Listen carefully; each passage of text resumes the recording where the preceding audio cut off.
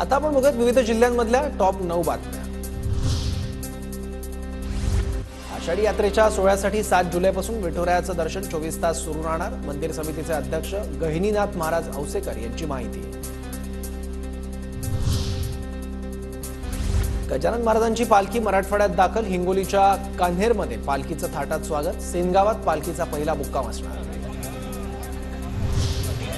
गोंदियामध्ये स्नानदान पौर्णिमेनिमित्त भगवान जगन्नाथाची पूजा। 8 जुलैला भगवान जगन्नाथांची रथयात्रा निघणार।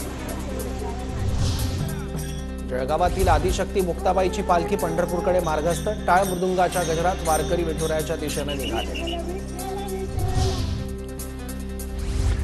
हवामान खात्याकडून आज सिंधुदुर्ग जिल्ह्याला रेड अलर्ट। मुसळधार पावसाची शक्यता, तर कोल्हापूर आणि सातारा जिल्ह्याला ऑरेंज अलर्ट।